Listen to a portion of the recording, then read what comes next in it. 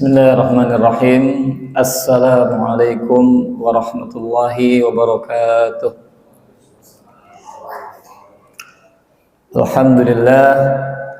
Alhamdulillahilladzi hadana lihadza wa ma kunna linahtadiya laula an hadana Allah.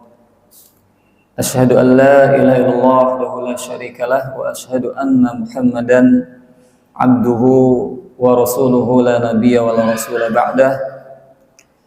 Rabbi syrah li sadri wa yassir li amri wahlul 'uqdatam min lisani yafqahu qawli.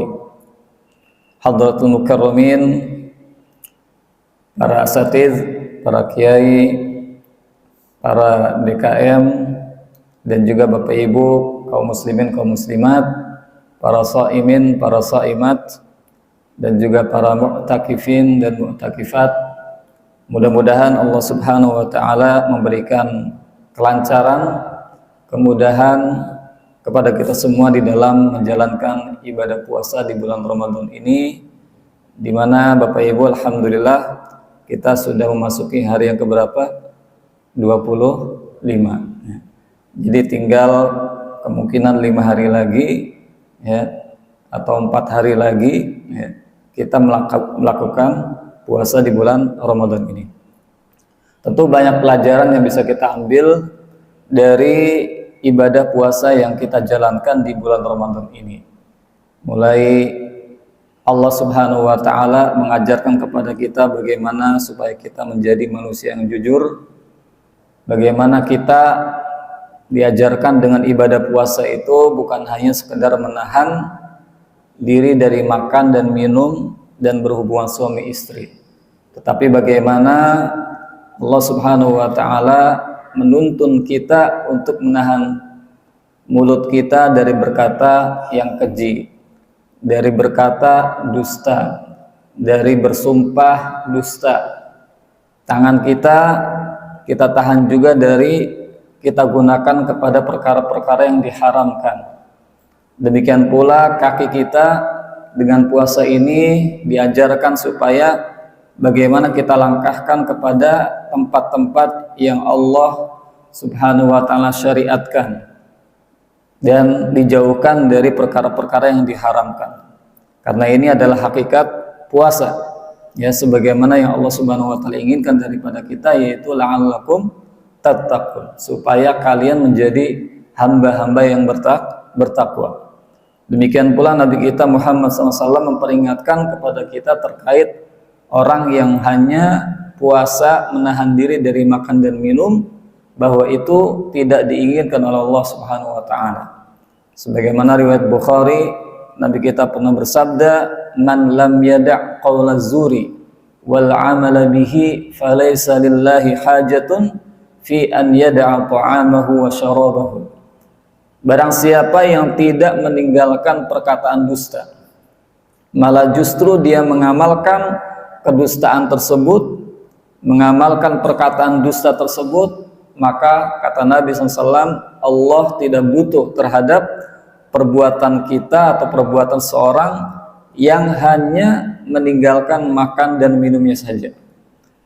Dan ini Bapak Ibu yang dirahmati Allah Subhanahu wa ta'ala bukan hanya dalam hal ibadah puasa saja, tetapi juga ibadah-ibadah yang lain, seperti halnya ibadah kurban.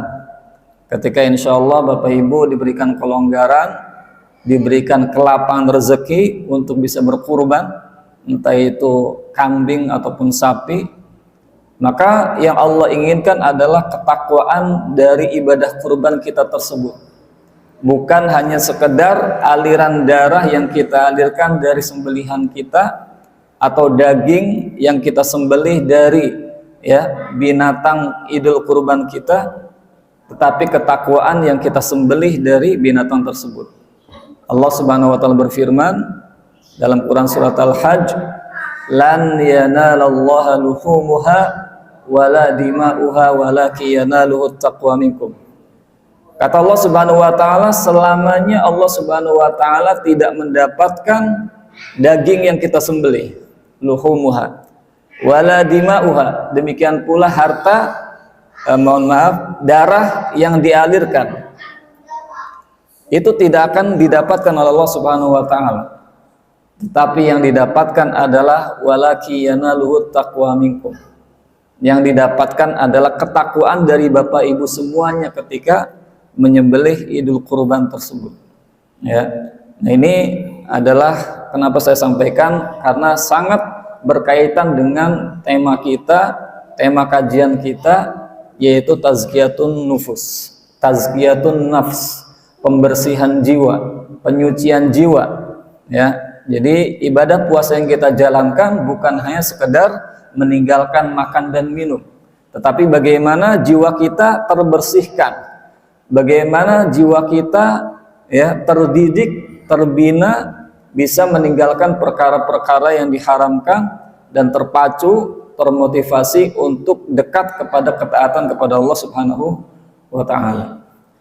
Bapak Ibu kaum muslimin, kaum muslimat, jamaah salat subuh Masjid Babus Salam yang dirahmati Allah Subhanahu wa taala. Alhamdulillah, di pertemuan-pertemuan sebelumnya kita telah membahas dua macam hati. Yang pertama adalah al-qalbu as-sahih, ya, hati yang sehat, atau al-qalbu as-salim, hati yang selamat. Kemudian juga kita bahas terkait dengan al-qalbu al-mayyit, hati yang mati. Nah, sekarang kita bahas hati ya yang macam ketiganya, yaitu al-qalbu al-marid, ya, hati yang sakit. Ya, jadi kalau yang pertama hati yang sehat, no problemo, tidak ada masalah. Kemudian yang kedua adalah hati yang mati, ini sangat bermasalah. Kemudian yang ketiga ini adalah al-qalbu al-marid, hati yang sakit. Nah, ini ya seringkali dihinggapi oleh kaum muslimin, ya. Nah, apa yang dimaksud dengan al-qalbu al-marid, ya, hati yang sakit ini apa maksudnya? Dikatakan oleh para ulama, huwa qalbun lahu hayatun wa bihi illatun falahu maddatani. Jadi yang dimaksud dengan hati yang sakit itu adalah hati yang di dalamnya ada kehidupan. Di satu sisi hati ini memiliki kehidupan, tetapi di sisi yang lain ada sesuatu yang sakit di hati tersebut. Nah, sebelum itu ya Bapak Ibu yang dirahmati Allah Subhanahu wa taala, Allah Subhanahu wa taala menyebutkan di awal-awal surat Al-Baqarah ya, pembagian tiga macam golongan yang mencerminkan tiga hati. Yang pertama adalah al-qalbu as-sahih, al-qalbu as-salim, hati yang selamat, hati yang sehat. Allah Subhanahu wa taala sebutkan ya di ayat yang kedua, ya, hudan lil muttaqin, dari ayat itu ya sampai ayat yang kelima. Ya, Allah Subhanahu wa taala sebutkan sifatnya bahwa zalikal kitabul la raiba fih. Ini adalah Al-Qur'an. Ya, tidak ada keraguan di dalam Al-Qur'an tersebut sebagai petunjuk bagi orang-orang yang bertakwa. Nah, orang-orang yang bertakwa ini adalah termasuk kategorinya al-qalbu as-sahih atau al-qalbu as-salim, hati yang selamat atau hati yang sehat. Allah Subhanahu wa taala sebutkan sifat-sifatnya, ya, allazina yu'minuna bil ghaibi. Hati yang selamat, hati yang sehat itu adalah mereka yang mengimani perkara-perkara yang gaib. Wa yuqimuna sholata, ya. Demikian pula mereka yang mendirikan salat. Wa mimma razaqnahum yunfiqun, dan juga mereka yang menginfakkan sebagian yang Allah berikan rezeki kepada mereka.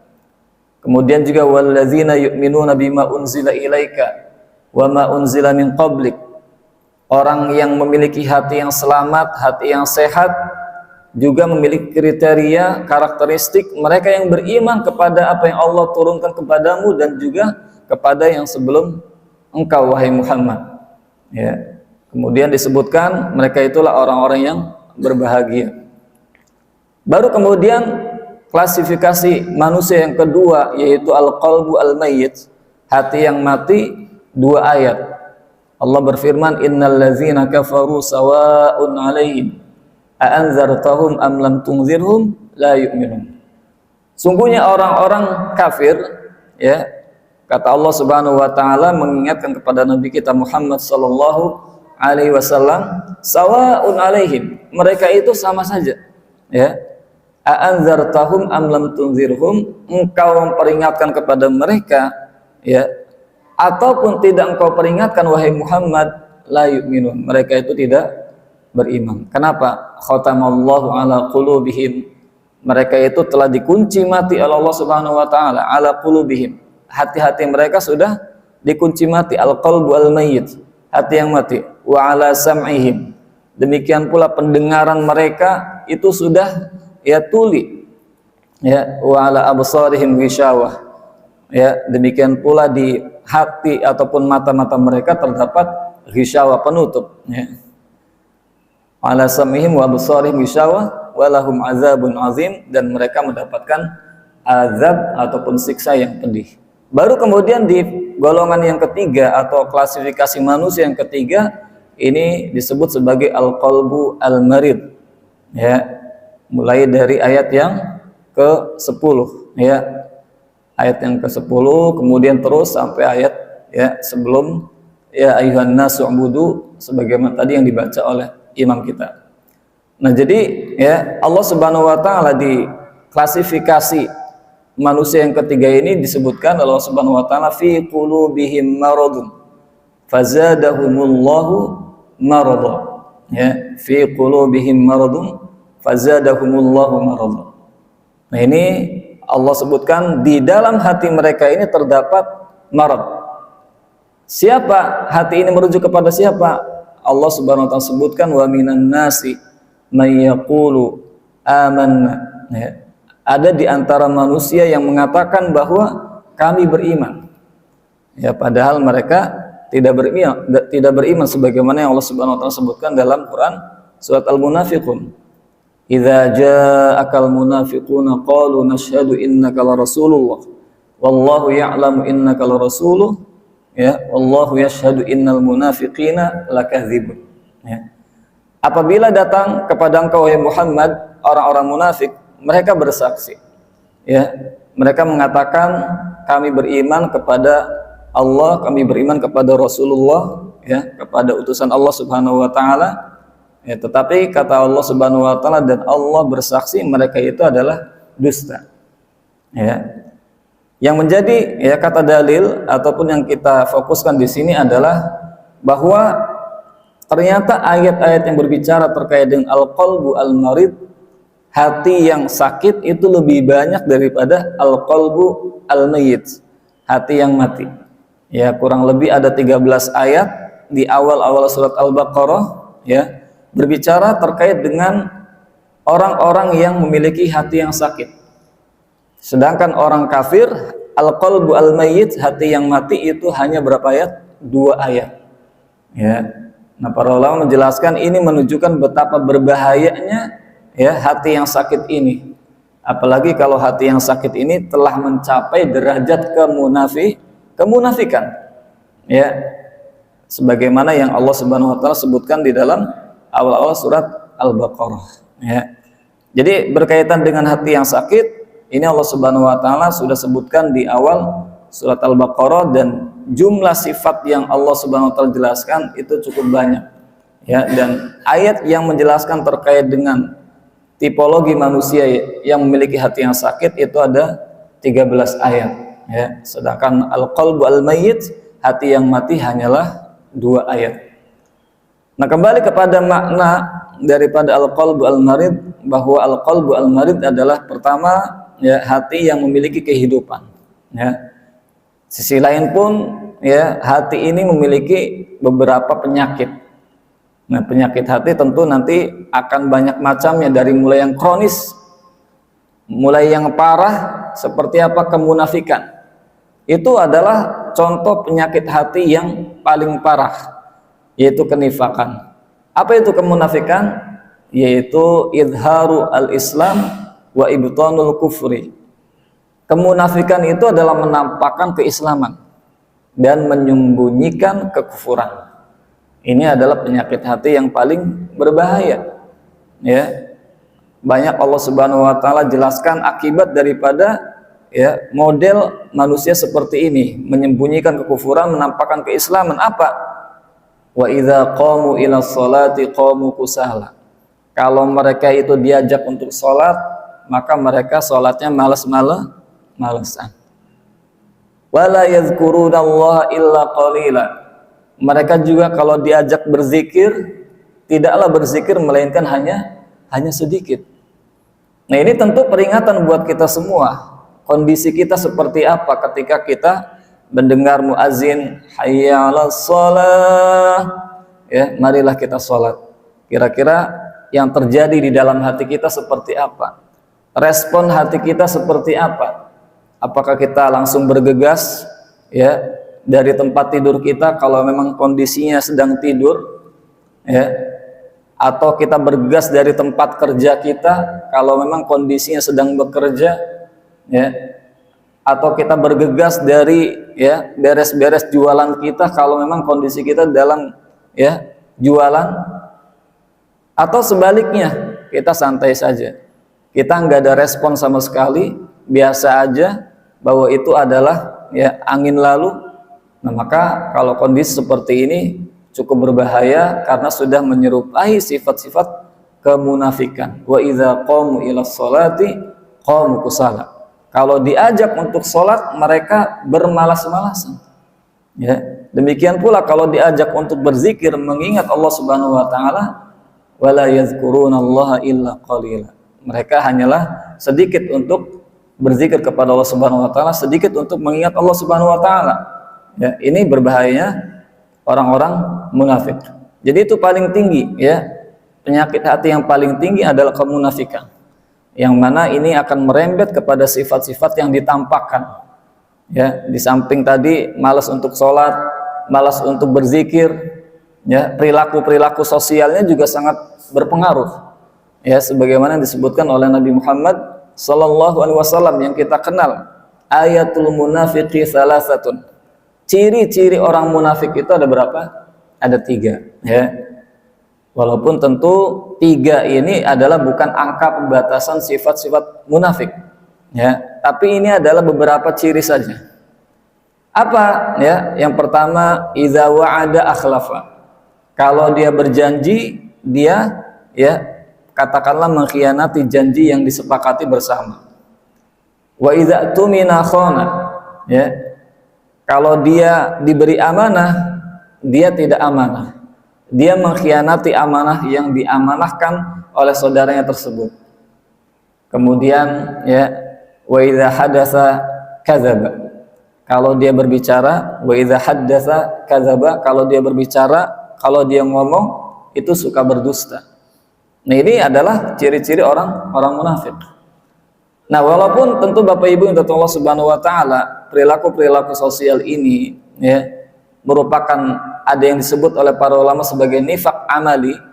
Nifak, kemunafikan berupa amal perbuatan, ini bisa berdampak kalau terus-menerus dilakukan oleh seorang muslim, ya, oleh seorang yang mengaku beriman, kepada nifak i'tiqadi, kepada kemunafikan yang bersifat akidah, ya. Karena apa? Karena sudah menjadi karakter, ya, tidak bisa ditinggalkan, susah untuk ditinggalkan, sehingga menjadi, ya, sebuah keyakinan yang ada di dalam dirinya. Nah, ini yang paling berbahaya adalah ketika seseorang sudah mencapai level nifak i'tiqadi, nifak yang sudah, ya, mendarah daging, kemunafikan yang sudah mendarah daging. Pokoknya orang itu mengenal dia kalau ngomong suka berdusta, kalau dia berjanji suka menyelisihi janjinya, kalau diberi amanah dia suka mengkhianatinya. Ini sudah mengarah kepada nifak i'tiqadi, nifak yang sudah mengarah kepada karakter, nifak yang sudah mengarah kepada keyakinan, ya. Nah, tentu kita sebagai seorang muslim tetap waspada terhadap sifat-sifat kemunafikan ini, ya. Nah, jadi al-qalbu al-marid, hati yang sakit ini adalah hati yang kondisinya pertama di situ ada kehidupan. Nah, tentu yang dimaksud dengan kehidupan ini adalah bahwa hati ini memiliki gerakan-gerakan ibadah, ya. Sebagaimana yang kita yakini dalam akidah Ahlussunnah wal Jamaah bahwa al-imanu qaulun wa amal. Iman itu adalah perkataan dan perbuatan. Qaulul qalbi wa qaulul lisan. Perkataan, ya, itu terdiri dari perkataan hati dan juga perkataan lisan, ya. wa amalul qalbi wa amalul jawarihi. Dan yang namanya perbuatan itu bukan hanya perbuatan anggota badan, ya sholat, menunaikan infak atau zakat, ya menyingkirkan duri dari jalan, itu adalah perbuatan anggota badan. Tetapi juga perbuatan anggota badan, perbuatan yang termasuk keimanan adalah perbuatan hati. Nah, qaulul qalbi, perkataan hati itu berupa apa? Berupa ilmu agama. Ya, jadi Bapak Ibu ketika menuntut ilmu seperti saat ini merupakan bagian daripada kita ingin mewujudkan keimanan di dalam diri kita, ingin meningkatkan keimanan dan ketakwaan dalam diri kita. Ya, makanya khotib Jumat, ya salah satu rukun dalam khutbah Jumat adalah mengingatkan kepada jamaah dan juga khotibnya untuk meningkatkan keimanan dan ketakwaan kepada Allah Subhanahu wa ta'ala, ya. Nah, kenapa? Karena ilmu yang akan disampaikan oleh khotib Jumat itu sangat meningkatkan keimanan dan ketakwaan. Nah, maka ilmu ini adalah bekal bagi kita semua untuk meningkatkan iman dan takwa kita. Qaulul qalbi, perkataan hati. Nah, itu maknanya adalah ilmu yang kita yakini, ilmu agama tentunya, ya. Ilmu yang berkaitan dengan ma'rifatullah, mengenal Allah Subhanahu wa ta'ala, ya siapa Tuhan kita, wa ma'rifatu rasulihi, mengenal ya utusannya, utusan Allah Subhanahu wa ta'ala, ya bagaimana dakwah Nabi Muhammad sallallahu alaihi wasallam, siapa beliau. Kemudian wa ma'rifatu dinihi, kita mengenal agama Allah Subhanahu wa ta'ala, agama Islam. Ya, inna dina indallahil Islam, sungguhnya agama yang diridhoi Allah Subhanahu wa ta'ala adalah agama Islam. Nah, ini ya ilmu yang harus kita terus ya mohonkan kepada Allah Subhanahu wa ta'ala supaya kita diajarkan terkait dengan ilmu agama. Ya, salah satu upayanya adalah sebagaimana yang sedang kita lakukan, yaitu mengikuti kuliah subuh ini dalam rangka qaulul qalbi, ya memenuhi perkataan hati. Kemudian juga ada amalul qalbi, ya perbuatan hati. Ya, saya yakin masing-masing kita ya bisa meraba apa saja perbuatan-perbuatan yang ada dalam hati kita. Ya, secara agama, secara syar'i banyak sekali perbuatan-perbuatan hati. Yang paling menonjol ketika beribadah adalah pertama yaitu berupa ar-raja, berupa mengharap. Ya, Bapak Ibu, kalau kita beribadah kepada Allah Subhanahu wa ta'ala, kita disyariatkan untuk mengharap pahala di sisi Allah Subhanahu wa ta'ala. Banyak sekali dalil-dalil yang berkaitan dengan hal ini. Contohnya adalah terkait dengan ibadah yang sedang kita jalankan, yaitu ibadah puasa. Ya, dalam riwayat Bukhari dan Muslim dari jalur Abu Hurairah radhiyallahu anhu qala, bahwa Nabi kita pernah bersabda, man shoma ramadhana imanan wahtisaban ghufira lahu ma taqaddama min dzambi. Barang siapa yang beribadah puasa di bulan Ramadan, ya, karena apa? Karena kita mengimaninya. Kita yakin ya puasa di bulan Ramadan ini adalah perintah Allah, perintah Rasulnya. Kita imani itu. Ya. Bukan hanya karena keimanan, tetapi kata Nabi SAW, wahtisaban. Apa itu makna ihtisaban? Ihtisaban artinya dalam mengharap pahala di sisi Allah Subhanahu wa ta'ala. Jadi kalau kita ingin diampuni dosanya Bapak Ibu yang dari Allah Subhanahu wa ta'ala, maka kriteria pertama keimanan, kemudian yang kedua kita mengharap pahala di sisi Allah Subhanahu wa ta'ala, itu harus ada dalam diri kita ketika kita menjalankan puasa. Ya, kalau tidak ada, maka dosa-dosa kita tidak diampuni oleh Allah Subhanahu wa ta'ala. Demikian pula ya ketika kita menjalankan sholat tarawih, ya mungkin ya ada yang sholatnya 23 rakaat atau 11 rakaat. Nah, kita menjalankannya bagaimana ini? Ya, jangan-jangan diantara kita menggerutu, ya mengikuti imam yang mungkin bacaannya panjang. Ya. Tapi kalau kita ya ikuti imam melakukan sholat tarawih bahkan tuntas dengan witirnya, ya di samping kita mengharap pahala di sisi Allah Subhanahu wa ta'ala yang tentunya dosa-dosa kita akan diampuni, ya maka akan dicatat kata Nabi SAW itu sebagai orang yang melakukan sholat malam suntuk. Kata Nabi SAW, innar rajula idza qama ma'al imam ya hatta yansarifa kutiba lahu qiyamul lailah.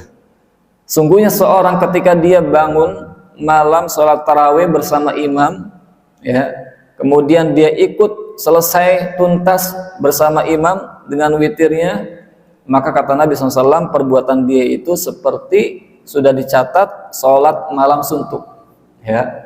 Ya bayangkan Bapak Ibu yang Allah Subhanahu Wa Taala, hanya 11 rakaat atau 23 rakaat kita telah dicatat sholat malam suntuk. Ibaratnya dari habis sholat isya kemudian ba'diyah sampai menjelang subuh, ya kita dicatat melakukan sholat malam suntuk. Ya, kalau kita secara real melakukannya tentu sangatlah berat. Ya, jangankan untuk sholat malam suntuk, selain Ramadan, ya di hari-hari selain Ramadan, untuk 3 rakaat witir saja sangatlah berat. Ya, untuk 1 rakaat witir pun kadang-kadang kita masih mikir. Ya, kurang lebih begitu kan Bapak Ibu Allah Subhanahu Wa Taala. Tapi ini merupakan bentuk rahmat Allah Subhanahu Wa Taala, kasih sayang Allah Subhanahu Wa Taala kepada umat Nabi Muhammad SAW, bahwa pahala umat Nabi Muhammad SAW itu melampaui umurnya, melampaui perbuatannya. Ya, hanya dengan melakukan sholat malam bersama imam, sholat tarawih bersama imam, ya itu dicatat sebagai sholat malam suntuk. Demikian pula ya yang menjelaskan bahwa ada harapan dalam hati kita ketika beribadah kepada Allah Subhanahu Wa Taala, ketika kita mencari malam Lailatul Qadar.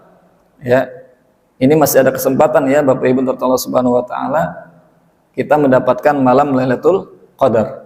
Terutama yang paling ditekankan adalah malam 27 ya, sebagaimana yang disebutkan oleh Allah Subhanahu Wa Taala melalui nabinya, ya barang siapa yang ingin betul-betul mencari malam Lailatul Qadar, maka hendaknya dia mencarinya di malam ke-27. Ya, walaupun tentu ya dikatakan oleh para ulama bahwa malam Lailatul Qadar itu antara satu Ramadan dengan Ramadan yang lainnya suka berpindah-pindah. Hikmahnya adalah supaya kita tetap bersungguh-sungguh ya di malam-malam tersebut, di malam 10 hari terakhir Ramadan tersebut. Ya, kalau misalnya telah ditetapkan paten di tanggal 27, bisa jadi kita semangatnya di malam 27 saja. Ya, di malam-malam yang lain kita sudah mudik duluan. Ya. Bapak Ibu dari Allah Subhanahu Wa Taala, ya. Jadi salah satu contoh ya perbuatan hati tadi berharap. Nah, berharap ini adalah salah satu rukun ibadah. Ya, ketika kita menjalankan ibadah, ya usahakan dalam hati kita ada rasa pengharapan. Ya, ada rasa berharap kepada Allah Subhanahu Wa Taala bahwa amal kita diterima. Kemudian yang kedua adalah di antara perbuatan hati juga, yaitu lawan daripada berharap adalah rasa khawatir, rasa takut. Apa yang dimaksud dengan rasa takut atau khawatir ini? Khawatir perbuatan kita tidak diterima di sisi Allah Subhanahu Wa Taala. Ya, khawatir, takutnya perbuatan infak yang kita lakukan ini ternyata bukan karena Allah Subhanahu Wa Taala, tetapi dalam rangka untuk menginginkan pujian dari orang lain, supaya dilihat oleh orang lain, supaya didengar ya masyhur bahwa fulan adalah orang yang paling dermawan. Ya, atau ketika diantara kita membaca Al-Quran bukan dalam rangka menginginkan pahala dari Allah Subhanahu Wa Taala, maka khawatir ya kalau kita membacanya karena ingin dipuji kita sebagai ahli qiraat ya, atau sebagai seorang hafidh, seorang yang sudah hafal Al-Quran. Nah, ini rasa khawatir ya, rasa khawatir, rasa takut kepada Allah Subhanahu Wa Taala kalau perbuatan soleh atau amal soleh kita itu tidak diterima. Ya. Kemudian juga ada mahabbah. Ya, dalam hati kita itu ada gerakan ibadah berupa mahabbah, kecintaan. Apa yang melatar belakangi Bapak Ibu untuk Allah Subhanahu Wa Taala? Ya, katakanlah mau sholat berjamaah di masjid. Maka salah satunya adalah karena kita cinta terhadap ya syariat ini, cinta terhadap ya perbuatan ibadah ini, ya mencintai syariat Allah Subhanahu Wa Taala, mencintai perintah Allah Subhanahu Wa Taala. Ya, karena kata Allah Subhanahu Wa Taala, kalau kita betul-betul dikatakan mencintai Allah, maka kita diwajibkan mengikuti Nabi kita Muhammad sallallahu alaihi wasallam. Kata Allah Subhanahu wa taala, "Qul in kuntum tuhibbunallaha fattabi'uni yuhibbukumullah." Katakanlah jika kalian itu ya mencintai Allah. Apa jawabannya Bapak Ibu untuk Allah Subhanahu wa taala? Fattabi'uni. Maka ikutilah aku, yaitu Nabi Muhammad sallallahu alaihi wasallam. Ya, maka kita ikut sholat berjamaah ya di babus salam. Ini karena kita mencintai Allah Subhanahu wa taala, mencintai nabinya Muhammad sallallahu alaihi wasallam, mencintai ya perbuatan-perbuatan ibadah ini. Demikian pula ketika kita ikut bermajlis ilmu, ya kita meninggalkan katakanlah mungkin ya waktu kita ya yang seharusnya mungkin untuk istirahat, tapi kita korbankan karena kita ingin mendapatkan pahala di sisi Allah Subhanahu wa taala dengan menghadiri majelis ilmu. Nah, ini ada kecintaan.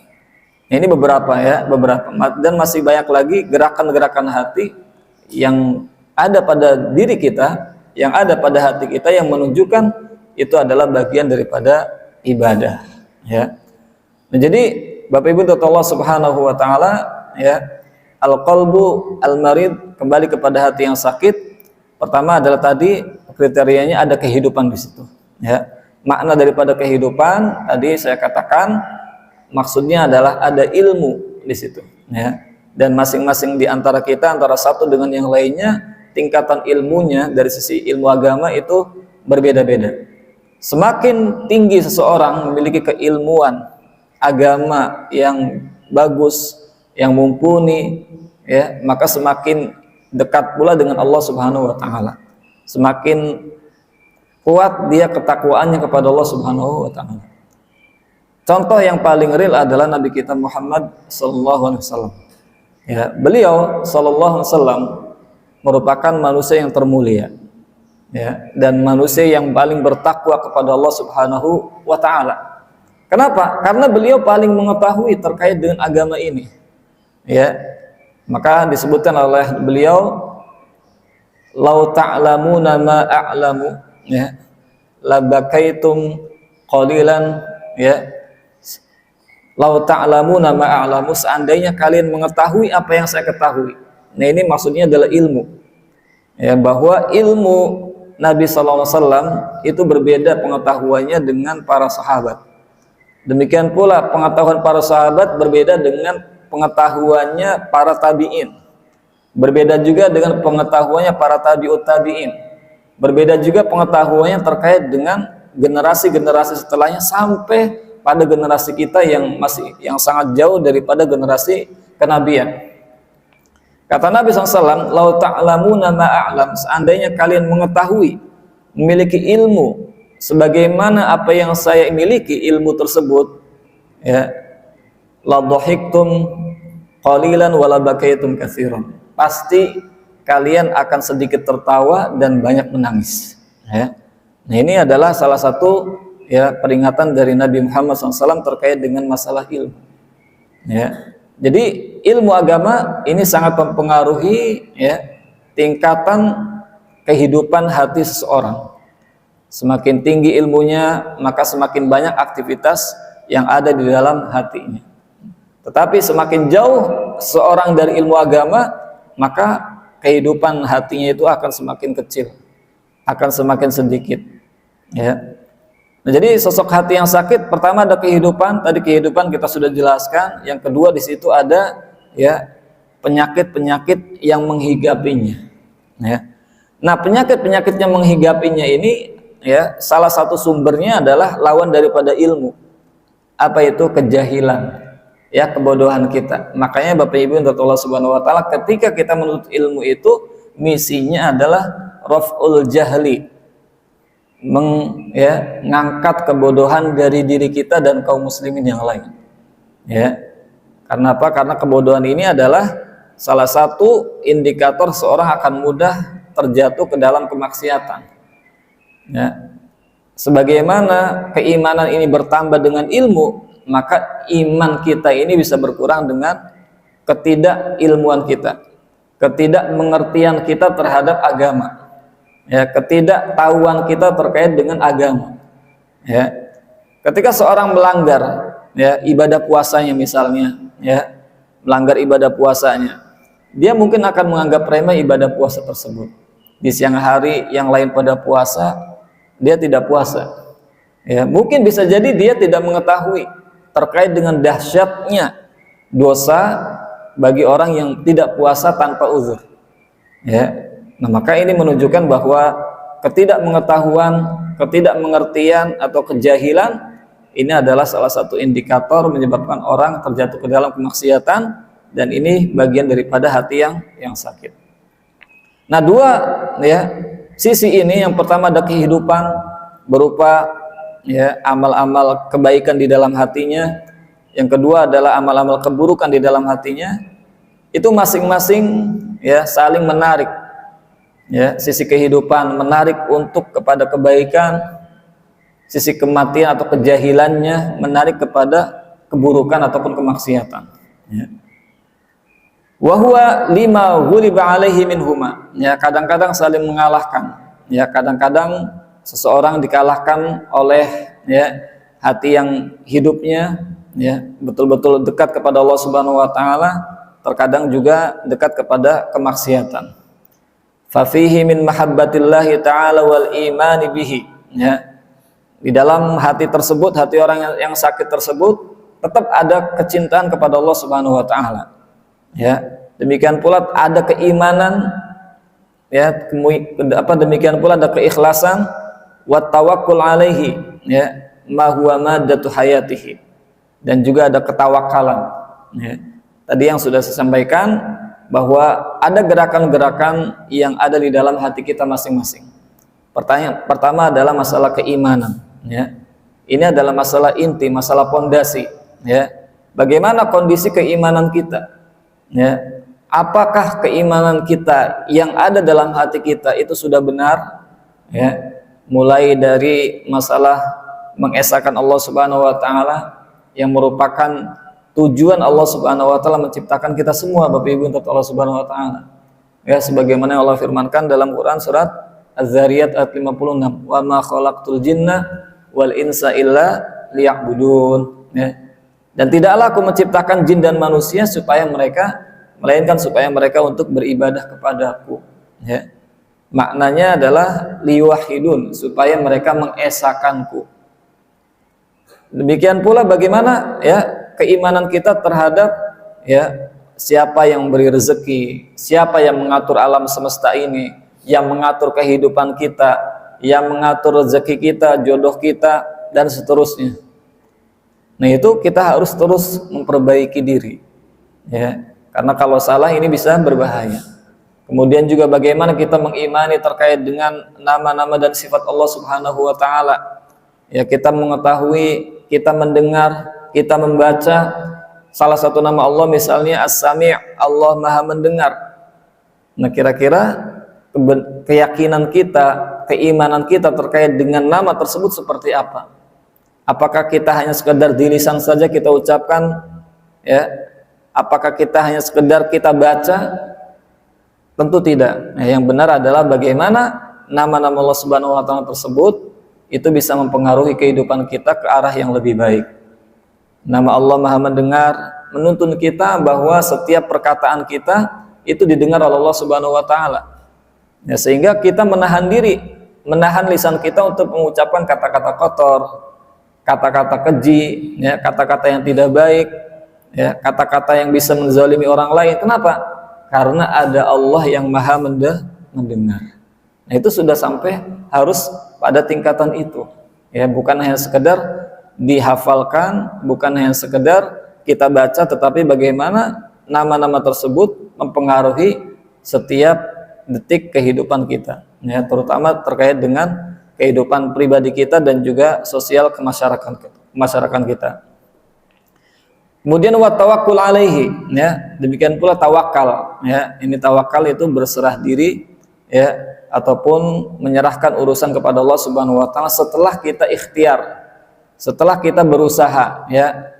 Jadi tawakal itu ketika seorang sudah berusaha ke sana kemari, ya, maka setelah itu dia serahkan urusannya kepada Allah Subhanahu wa taala. Ya, Nabi pernah menjelaskan tawakal itu adalah misalnya seorang punya unta, ya, kemudian dia punya hajat atau kebutuhan, misalnya ke kamar mandi, maka unta itu ya dia ikat, baru kemudian tawakal. Nah, kalau unta tersebut tidak diikat, maka ini bukan disebut dengan tawakal, tapi tawakal, ya, wawunya panjang. Apa itu tawakal? Tidak ada ikhtiar, ya, tidak ada usaha. Sebagaimana Bapak Ibu untuk Allah Subhanahu wa taala ketika ingin sukses, ya, ingin kaya katakanlah, maka ikhtiar berbisnis. Baru kemudian kita tawakal kepada Allah Subhanahu wa taala. Ketika kita ingin anak kita sukses, diterima di PTN perguruan tinggi negeri misalnya, ya maka kita privatkan, kita kursuskan segala macam, ikhtiar, ya. Kemudian kita tawakal kepada Allah Subhanahu wa taala. Nah, ini adalah apa? Proses yang disebut dengan tawakal kepada Allah Subhanahu wa taala. Makanya Allah berfirman, "Fa iza azamta fatawakkal 'ala Allah." Kalau sudah bertekad, ya, tekad itu adalah kemauan yang tinggi terkait dengan apa yang kita inginkan. Ya, sampai kepada apa penerapannya, ya, aplikasinya, sampai kepada kita melakukan perbuatan tersebut. Maka fatawakkal 'ala Allah. Bertawakallah kalian kepada Allah Subhanahu wa taala. Nah, kemudian sisi lain tadi, ya, hati yang sakit, sisi pertama adalah di situ ada keimanan, ada keikhlasan, ada tawakal dan yang semacamnya. Tapi di sisi lain juga fihi min mahabbatis syahawat wal hirs ala tahsiliha. Ya, di sisi lain hati ini masih menyukai perkara-perkara syahwat, ya, perkara-perkara yang diharamkan oleh Allah Subhanahu wa taala, ya. Dari mulai mata, ya, diarahkan kepada perkara-perkara yang diharamkan, telinga diperdengarkan kepada perkara-perkara yang diharamkan, kemudian kaki juga dilangkahkan kepada perkara-perkara yang diharamkan, tangan juga digunakan untuk perkara-perkara yang diharamkan. Ini masih mahabbatus syahwat, masih mencintai, menyukai, mengikuti keinginan syahwatnya. Ya, tentu berbicara syahwat ini adalah identik dengan keburukan. Bukan hanya sekedar keinginan, tapi keinginan untuk melakukan perbuatan yang buruk. Ya, walaupun ada rukhsah, ya, ada semacam keringanan dari Allah Subhanahu wa taala, dari Nabi kita Muhammad SAW, kalau dalam masalah keburukan itu, kalau hanya sekedar meniatkan, itu tidak dicatat sebagai sebuah keburukan. Ya, jadi kalau di antara seorang, ya, ada seorang yang niat untuk mencuri, ya, maka niat mencurinya ini tidak dicatat sebagai satu keburukan. Ketika ada seseorang waliyadzubillah niat untuk berzina, maka niat seseorang untuk berzina ini tidak dicatat sebagai keburukan. Ketika seseorang niat untuk gosip, ya, maka niat untuk gosip ini tidak dicatat sebagai sebuah keburukan. Lain hal masalah kebaikan, Bapak Ibu untuk Allah Subhanahu wa taala. Kalau kebaikan, ketika di antara kita memiliki niat katakanlah berinfak, maka dicatat satu kebaikan infak. Ya.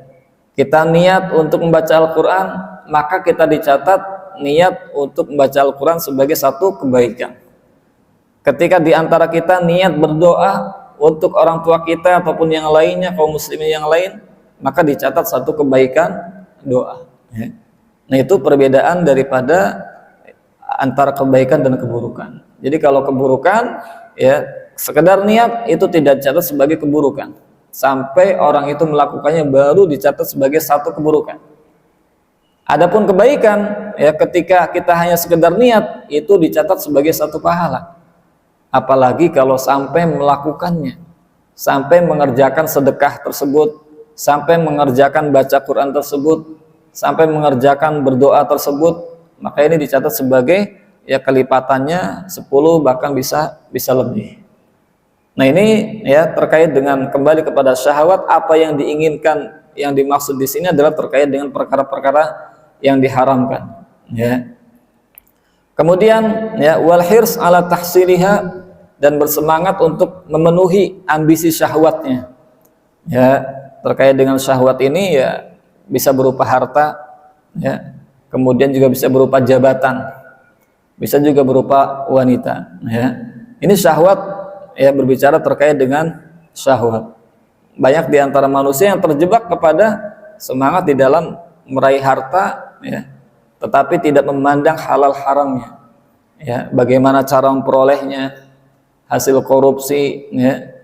Dia tetap abai terhadap hal ini. Yang penting dia mendapatkan kekayaan tersebut. Hasil mencuri nggak ada masalah dia bagaimana cara mendapatkannya, tetapi yang penting adalah uang itu didapatkan dan hasil yang lainnya yang diharamkan oleh Allah Subhanahu wa taala yang oleh seorang dilakukan secara batil.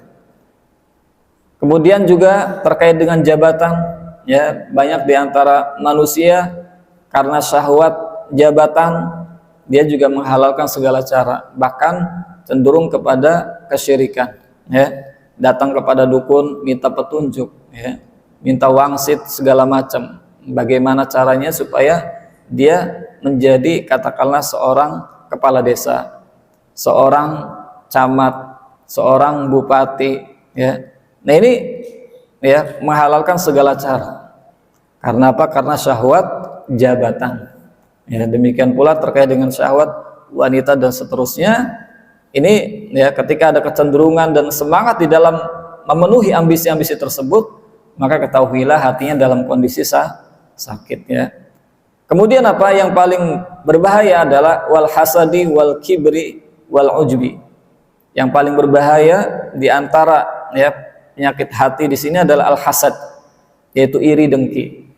Karena apa? Karena hasad ini merupakan salah satu sifat yang pertama terjadi di langit, di mana iblis, ya, berbuat maksiat karena hasad kepada Nabi Adam alaihissalam, ya.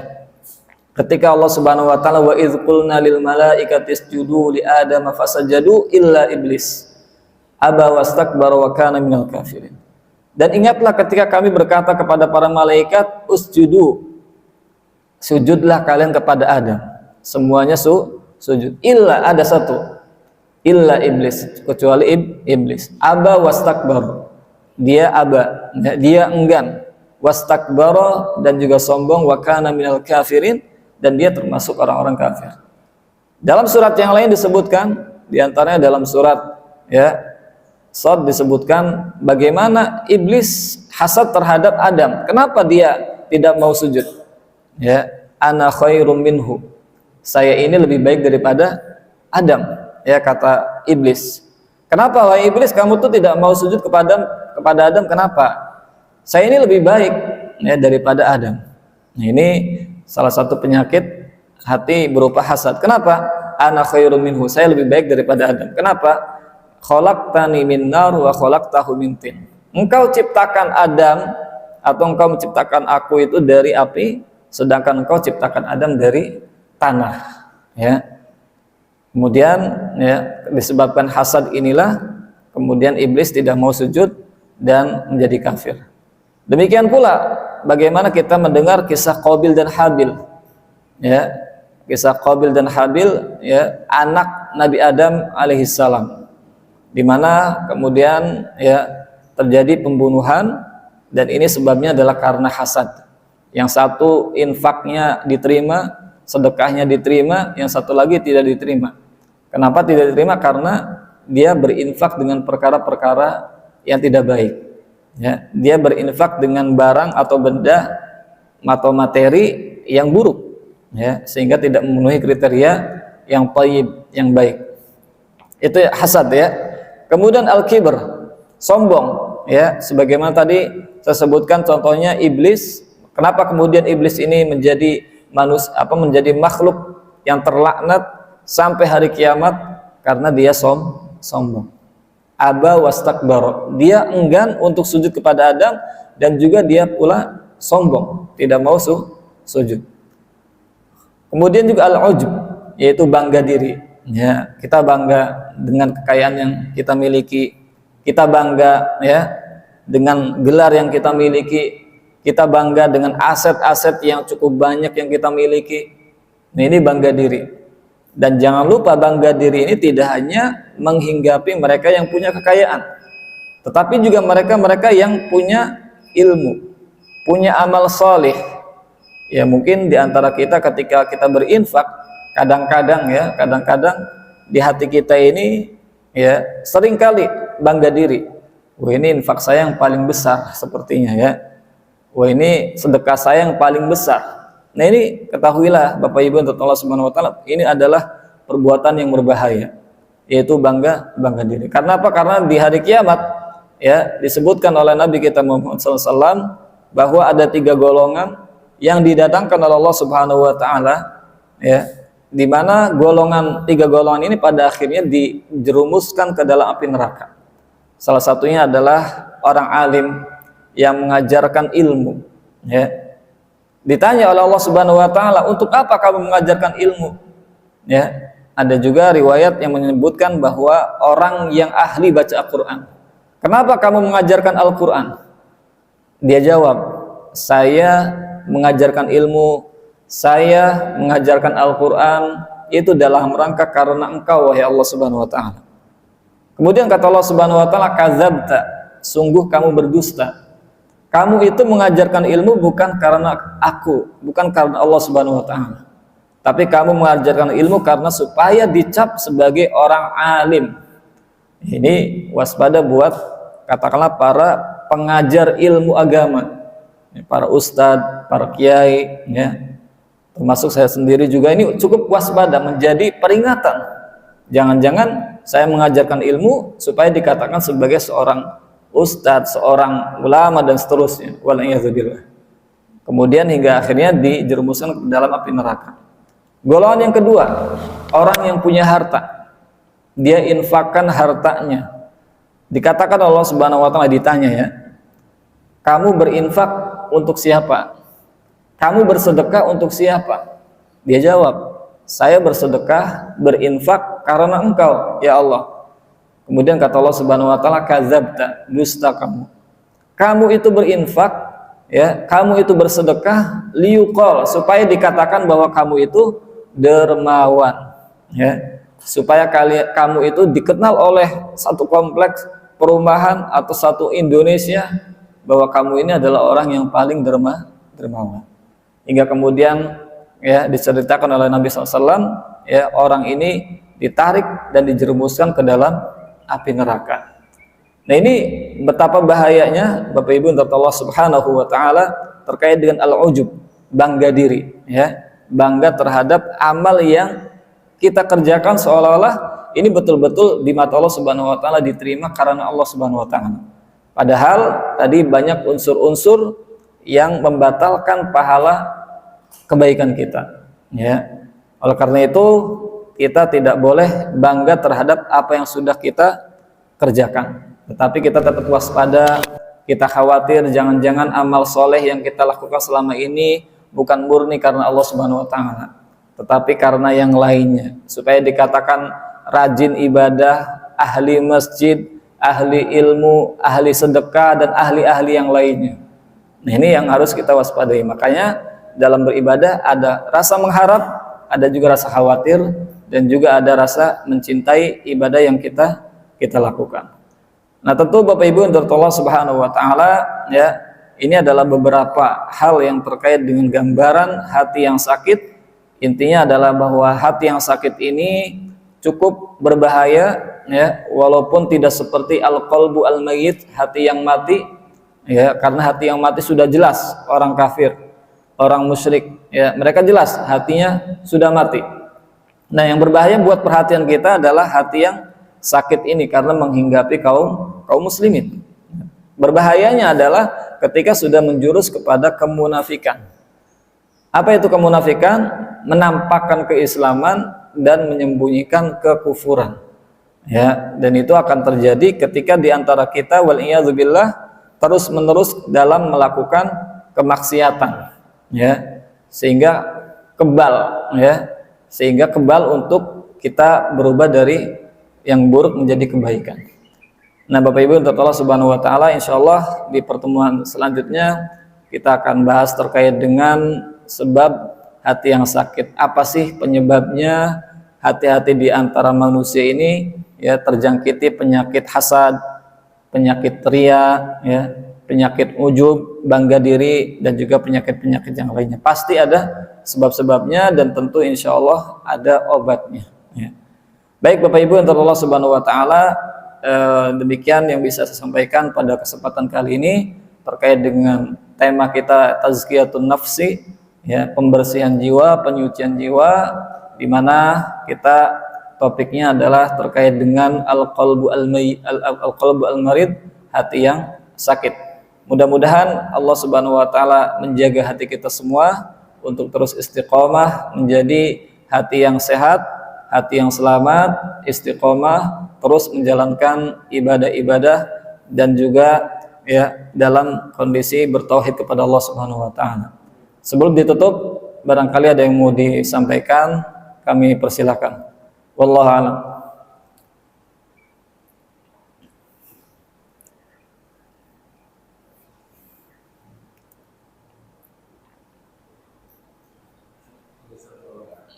Siap.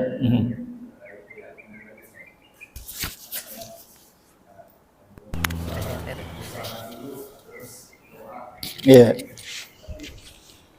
Yang harus mantap itu yakin dulu bahwa kita melakukan sesuatu itu akan berhasil, baru kita berusaha dengan sungguh-sungguh gitu. Atau kita usaha dulu, baru setelah itu kita berdoa gitu. Nah ini yang lebih mantap gimana Ustaz ya? Gitu. Iya. Ya, yang lebih mantap tentu pertama adalah terkait dengan perbuatan ya. Jadi kaidah umumnya disebutkan oleh para ulama, al-ilmu qabla al-qawli wal amali. Ilmu itu harus kita miliki sebelum kita berkata, sebelum kita berbuat. Nah, ini kaidah ini bisa kita amalkan dalam setiap katakanlah urusan. Contoh seperti misalnya kita usahanya usaha apa? Ya bisnis misalnya. Bisnisnya bisnis apa? Tentu sebagai bentuk ikhtiar dan nanti masuk ke tingkat tawakal, kita ilmui dulu. Misalnya kita usahanya terkait dengan kuliner makanan, ya kita riset terlebih dahulu ya. Kira-kira makanan apa sih yang potensial mendatangkan ataupun mendatangkan cuan ya kalau kata orang sekarang. Ya, atau minuman. Kira-kira minuman apa sih ya yang kira-kira potensial digandrungi oleh anak-anak muda. Nah, itu tahapannya. Jadi kita betul-betul ilmui dulu sebelum kita bertindak, sebelum kita berusaha ya. Nah, sampai keilmuan ini naik kepada taraf keyakinan. Nah, dengan apa keyakinan ini muncul tadi? Dengan riset. Ternyata setelah diriset, ya ternyata anak-anak muda lebih senang kepada misalnya minuman Thai tea, misal, ya, karena di situ ada semacam gengsi dan seterusnya gitu kan, misal ya. Nah, ketika sudah naik kepada yakin, maka barulah kita tawakal. Artinya kita berusaha, kita buka usaha tersebut, katakanlah minuman atau kuliner atau yang sudah kita riset tadi, baru kemudian kita tawakal kepada Allah Subhanahu wa taala. Jadi tahapannya adalah kita tentu mengilmui tindakan ataupun perbuatan yang akan kita lakukan, termasuk dalam masalah usaha. Ini kaidah yang disebutkan oleh Imam Bukhari ya dalam sahihnya, al-ilmu qabla al-qawli wal amali, bahwa ilmu itu harus kita miliki sebelum kita berkata, sebelum kita beramal. Nah, tentu ini bukan hanya terkait dengan masalah ilmu agama, tetapi juga ilmu duniawinya, ya. Karena ya ketika Nabi SAW bercocok tanam di Madinah, ternyata hasil tanamnya tidak jadi. Kemudian kata Nabi SAW kepada ahli Madinah, antum a'lamu bi umuri dunyakum. Kalian ini adalah lebih tahu daripada saya terkait dengan urusan-urusan dunia kalian. Ya, masalah bercocok tanam, orang-orang Makkah mereka tidak banyak mengetahui sebagaimana orang-orang Madinah, ya, karena orang-orang Madinah mereka sudah terbiasa bertani, sedangkan orang-orang Makkah mereka ahlinya dalam bidang bisnis, ya, dalam bidang katakanlah pemasaran dan seterusnya. Tapi kalau dalam bercocok tanam ahlinya orang Madinah, ya, maka kata Nabi SAW, antum a'lamu bi umuri dunyakum, kalian lebih mengetahui perkara-perkara dunia kalian. Maka tahapannya pertama tentu ilmui dulu ya kira-kira usaha apa yang ingin dibuka gitu kan, yang ingin diusahakan, baru kemudian ilmu tersebut sampai kepada yakin ya. Yakin itu tadi melalui proses misalnya riset dan seterusnya. Kemudian juga risetnya bukan hanya dari sisi makanan tetapi juga tempat dan seterusnya kan. Pokoknya yang sesuai dengan yang ilmu dalam bidang inilah ya. Sampai kepada yakin, baru setelah itu kita buka usaha tersebut, tawakal Allah ya. Berserah diri kepada Allah Subhanahu wa taala. Dan kalau tawakal yang kita ya kepada Allah Subhanahu wa taala, itu hasilnya, katakanlah ketika misalnya hasilnya gagal, maka tetap ini bagi Allah Subhanahu wa taala kepada kita sebagai batu loncatan untuk keberhasilan. Ketika pun berhasil, ini bukan semata-mata karena ide saya, bukan semata-mata karena ilmu saya, tetapi betul-betul karena semata-mata bantuan dari Allah Subhanahu wa taala. Nah, itu karena kita mengedepankan tawakal, ya, bukan kita mengedepankan ini ilmu dari kita, ilmu ini murni usaha kita dan seterusnya. Itu perbedaan bisnismen orang-orang beriman dan orang-orang yang tidak beriman. Ya. Wallahu a'lam, kurang lebih seperti itu. Baik, saya kira cukup ya. Mudah-mudahan bermanfaat. Kita tutup dengan doa kafaratul majlis. Subhanaka wa bihamdik, asyhadu an la ilaha illa anta astaghfiruka wa atubu ilaik. Jazakumullahu khairan. Wa sallallahu ala nabiyyina Muhammadin wa ala alihi washabihi wasallam. Wassalamualaikum warahmatullahi wabarakatuh.